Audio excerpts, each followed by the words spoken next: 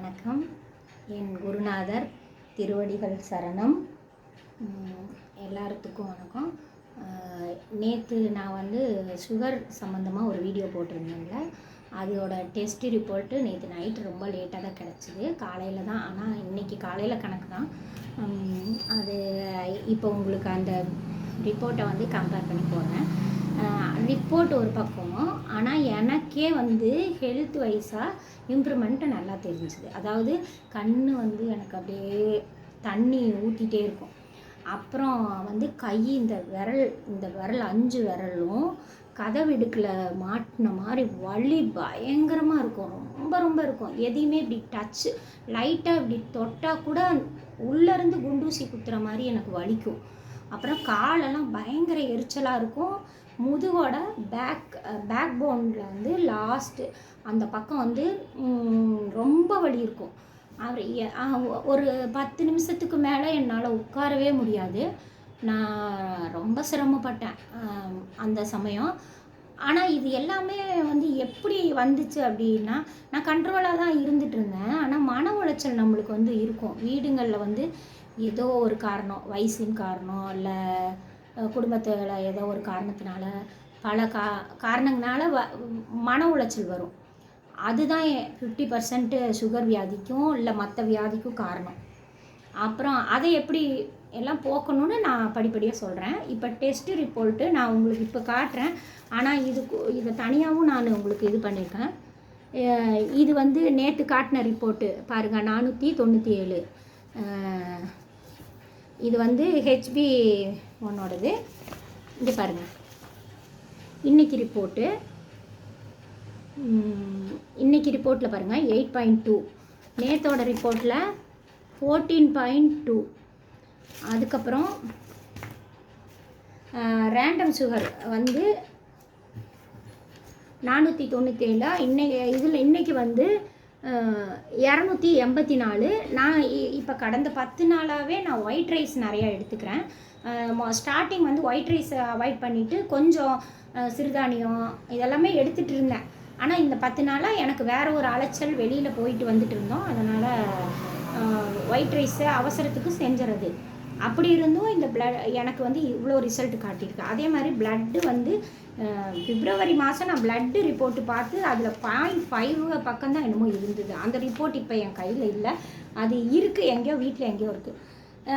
போன மாதம் வந்து போன தடவை நான் எடுத்தது 3 மாதம் முன்னாடி 6.7.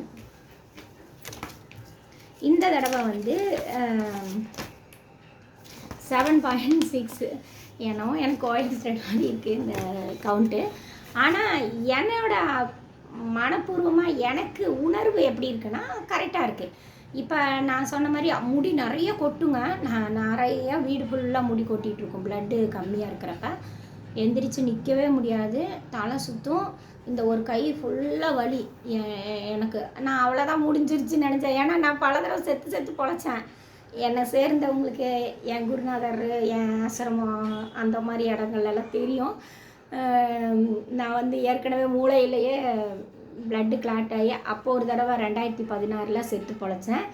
அப்புறம் 2021 கொரோனாவில் ரொம்ப சிவியராக பாதித்து அதுலேருந்து 3 வருஷம் ஆச்சு ரெக்கவர் ஆகிறதுக்கு. அப்போ போன தெம்பு தான் சுத்தமாக. அதுக்கப்புறம் தெம்பு ஏறவே இல்லை உடம்புல.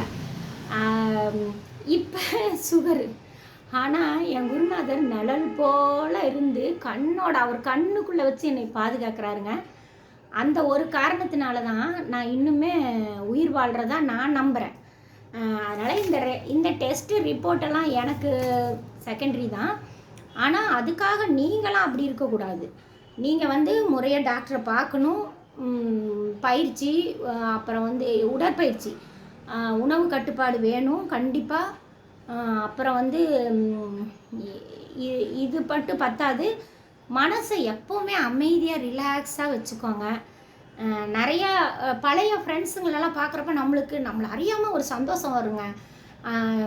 அவங்களாம் நேற்று போட்ட வீடியோவில் என் ஃப்ரெண்டு என்னை கூப்பிட்டு பேசினா எனக்கு ரொம்ப சந்தோஷமாக இருந்தது. என் ஃப்ரெண்டுங்க பேரெல்லாம் நான் வரிசையாக அப்புறமா சொல்கிறேன். எனக்கு என்ன சொல்கிறதுன்னு தெரில. ஆனால் நான் நாளைக்கு போடுற வீடியோ வந்து நான் என்ன மெடிசன் நான் எடுத்துக்கிட்டேன். நீங்கள் எல்லாம் நினைக்கலாம் நான் வந்து மெடிசனே இல்லாமல் தான் இது குறைச்சிருக்குன்னு. கிடையாதுங்க. நான் வந்து இங்கிலீஷ் ஆங்கில மருத்துவம் தான் எடுத்துக்கல.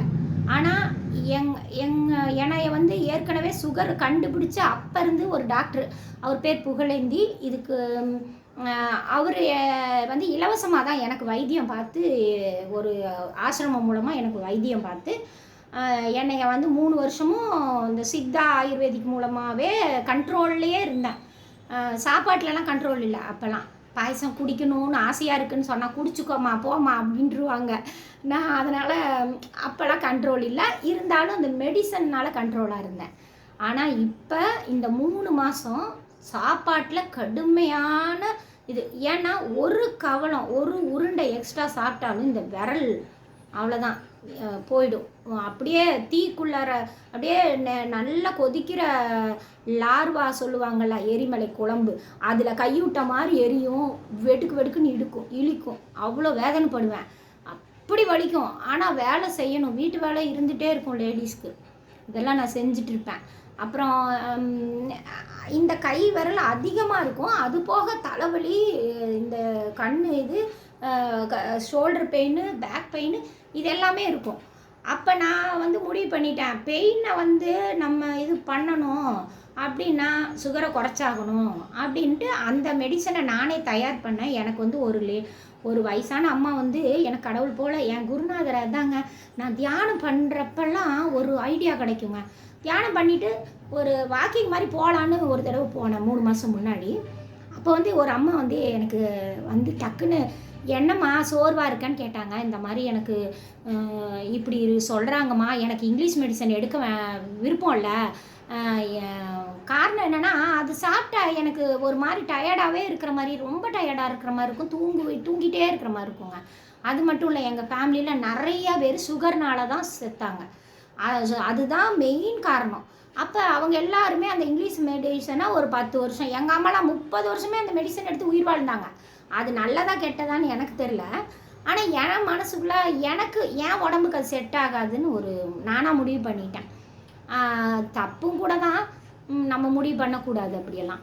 அப்புறம் வந்து நான் வந்து அந்த அம்மா எனக்கு என்ன சொன்னாங்கன்னா, கருஞ்சீரகம், வெந்தயம், ஓமம், இது 3ஐயும் பவுட்ரு பண்ணி வறுத்து பவுட்ரு பண்ணி சாப்பிடுமா, தண்ணியில் கலந்து சாப்பிடுமா அப்படின்ட்டாங்க. எனக்கு தான் இந்த விரல் வலி வேறையா, அதை அவங்களே கூட நின்று ஃபஸ்ட் டைம் வாங்கியும் கொடுத்தாங்க. அப்புறம் நான் வறுத்து எப்படியோ அதை கொஞ்சம் கொஞ்சமாக சாப்பிட ஆரம்பித்தேன். ஆனால் அவ்வளோ சீக்கிரம்லாம் அது குறையில. அது 3 மாதம் கழித்து இப்போ தான் அதோட ரிசல்ட் தெரியுது. ஆனால் அதுக்கு இடையில அந்த பொடியிலையே நான் வந்து என்ன கலந்துக்கிட்டேன்னா, நவாப்பழ கொட்டை பொடி, அதுக்கப்புறம் ஆவாரம்பூ பொடி, இந்த 5 பொடியும் கலந்து இப்போ 1 மாதமாக நான் யூஸ் பண்ணுறேன். இப்போ எனக்கு ரிசல்ட் நல்லா இருக்குது. ஆனால் சாப்பாடு, உடற்பயிற்சி, தியானம், மெடிசன் இத்தனையும் கரெக்டாக இருக்கணும். நம்ம உடம்பு வந்து எந்திரிக்கணும், காலையில் நேரத்தோடு எந்திரிக்கணும், நேரத்தோடையே சாப்பாட்டை முடிச்சுக்கணும், 5 மணி 6 மணிக்குள்ளே முடிச்சுக்கணும். ஆனால் இதெல்லாம் நான் செஞ்சேன்னா, அதெல்லாம் செய்ய ட்ரை பண்ணிகிட்ருக்கேன். லேட்டாக ஒன்றொன்னா 10 நிமிஷம் தான் கொண்டு வந்தேன். இப்போ நான் எந்த இதில் இருக்கேன்னு நாளைக்கு வீடியோவில் உங்களுக்கு சொல்கிறேன்.